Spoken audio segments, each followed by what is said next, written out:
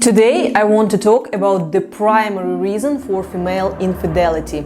Yes, the rates of male and female infidelity are approximately the same, but there is a huge difference between why men and women cheat. So by knowing these reasons, you can predict this from happening to you and consequently save your relationship.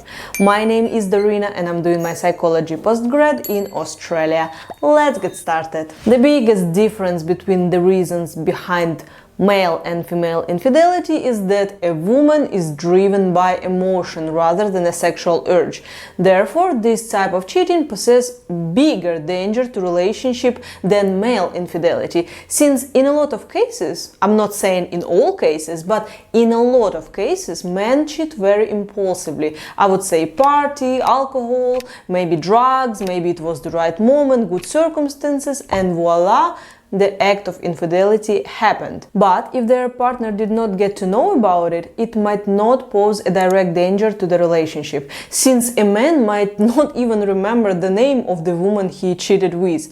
It is like watching porn. You are not fixating on the faces of people in the show. It is the whole arousal of the show itself.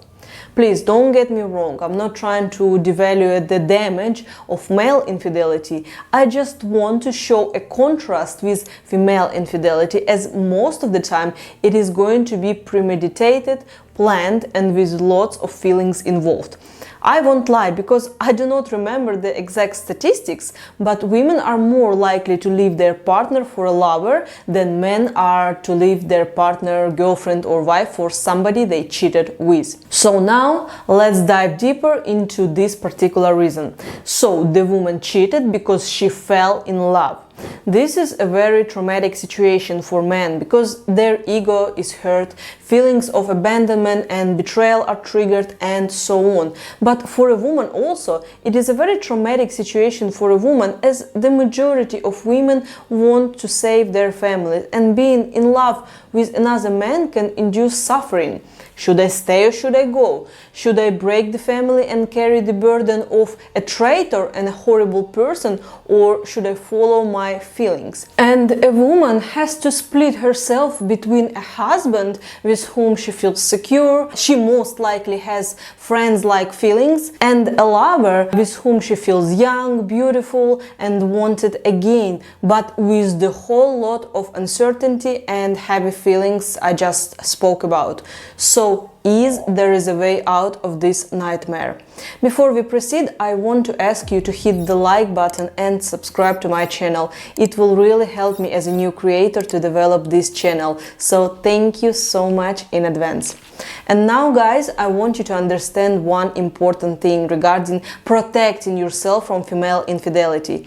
If you are going to give your woman this feeling, the feelings that I just spoke about, of feeling young, beautiful, wanted, she will not go and seek it somewhere else. That's why it is so important to understand these dynamics, because if you know psychology behind cheating, doesn't matter whether you are male or female, it is so much easier to prevent it. So in this particular case, a woman is not seeking a better person, she's seeking the feeling. Because this often happens, she becomes a housewife, a mother, a busy woman, and she completely loses being in the role of just a woman, cherished, admired, adored, looked at with the eyes full of passion, etc. As we do not fall in love with people, we fall in love with how this person makes us feel next to them. And what happens most of the time in a committed relationship? When a couple lives for quite some time and on her birthday she receives a frying pan instead of perfumes or beautiful pair of shoes because the frying pan needed to be replaced, so it is a very good opportunity. Or a beautiful romantic dinner in a nice restaurant gets replaced with a home-cooked dinner as it is cheaper, and most likely she would need to cook it herself. So when she meets someone at the work party, for example, who invites her out, who gives her little gifts and flowers, and sees a real woman inside of her, this happy, light girl she used to be, that's what she falls for. The man she chooses to have an affair with can be the worst man in the world. He can be a heavy drinker, can be lazy, can be a womanizer, and her husband can be a million times better than the lover. But because he gives her this feeling of being desired and her feminine energy being noticed, she falls for it. So the easiest way to predict the infidelity, or maybe if you have the power to forgive her if this already happened, is to do the following. I can guarantee you that if you're going to have real romantic dates, even a few times a month with your woman, maybe get her flowers occasionally, maybe do a surprise or a gift for her. Technically, think about what you were doing at the beginning of a relationship and replicate at least some of it in your long-term relationship. I can guarantee she will never go somewhere else and start looking for an affair. And now I want to do some objection work. Flowers are not practical because they die quickly. Trust me, it is very practical because you are gifting a feeling that you were thinking about her. You made an effort to make her smile, so you are not buying flowers, you are buying all of it. The second objection is that a restaurant or cinema is expensive. Trust me, family psychologists are more expensive. Divorce is even more expensive than a therapist, and it is only if speaking in terms of money value.